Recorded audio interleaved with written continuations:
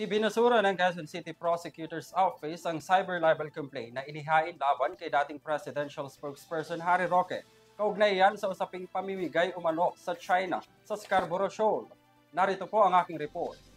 Muling inibensahan ni former presidential spokesperson Harry Roque si dating Pangulong Rodrigo Duterte kaugnay sa usapin na ipinamigay nito sa China ang Scarborough Shoal at ang West Philippine Sea.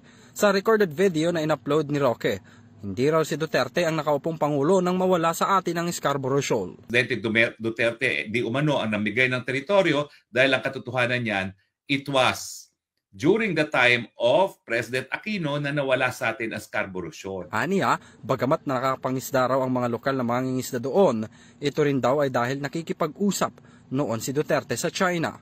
Depensa ni Roque, naging kliyente niya umano ang mga mangingisda doon kung saan nagrereklamo sila.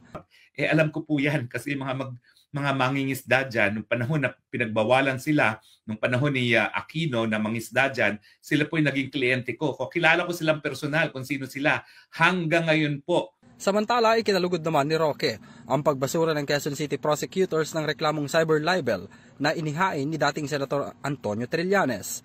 Sa pahayag ng Department of Justice o DOJ, sinabi nito na hindi nakitaan ng prosecutors ng sapat na ebidensya para magsampa ng kasong kriminal.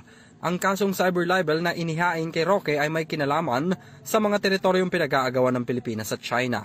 Dagdag pa nito, posible rin daw na ang pakikipag-meeting ni Trillanes noon sa ibang bansa ang naging dahilan kung bakit nawala ang Scarborough Shoal sa Pilipinas. Nagdemanda siya ng cyber libel dalang sinabi ko, Hoy Trililing, excuse me, hindi nawala ng teritoryong Pilipinas na 1 inch ng teritoryong Pilipinas nung panahon ni Presidente Duterte. At pinaalala ko sa kanya na ang nawalan tayo ng teritoryo ay panahon ni Pinoy. Para sa EuroTV News, ako si Henry V. Nicolas, sumasaludo sa bawat Pilipino.